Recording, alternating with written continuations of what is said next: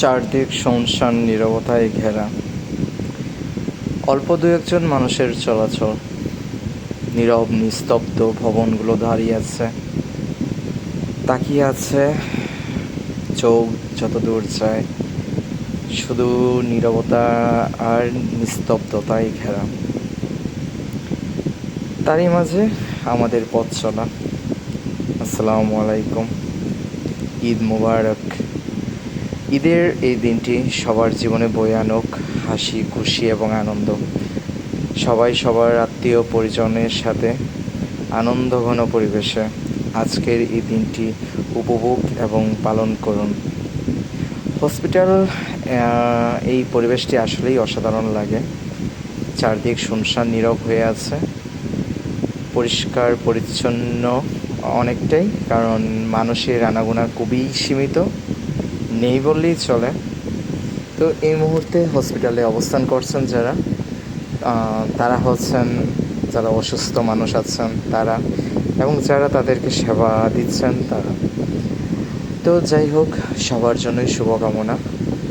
তবে ঈদ সবার জন্যই সুখকর নয়, আবার সবার জন্যই বেদনাদায়ক নয়। তবে সর্বদিক থেকেই সব সময়ের জন্যই আলহামদুলিল্লাহ বলা উচিত। আল্লাহ যা রেখেছেন, যা নির্ধারণ করে রেখেছেন, সেটাতে সন্তুষ্ট থাকা উচিত। তো যাই হোক, এটি হচ্ছে হসপিটালের প্রবেশ পথ, গোল চত্বর, এবং এই প্রবেশ পথ ধরেই ভিতরের দিকে যেতে হয়। তো আজকে ঈদের দিন বিদায়, চারদিক শুনশান নীরব হয়ে আছে। আজকের এই নীরবতা দেখে মনে হচ্ছে যে ভিআইপি প্রোটোকল চলছে। চারদিক নীরবতার চাদরে ঘেরা। তো এই নীরব জায়গাগুলোতে সবসময় একটু সতর্কতা অবলম্বন করা উচিত, কারণ রোগীর যে লোকজনগুলো আসেন বা রোগী ভিজিট করার জন্য আসেন, তাদের কিছু সমস্যাও হলেও হতে পারে। কারণ নীরব জায়গায় সবসময় নিরাপত্তা ব্যবস্থা থাকে না, তো নিজের সাবধানতা নিজেকে অবলম্বন করা উচিত। তো এটি হচ্ছে কার্ডিওলজি বিভাগ। তো পুরো এরিয়াটাই শুনশান হয়ে আছে।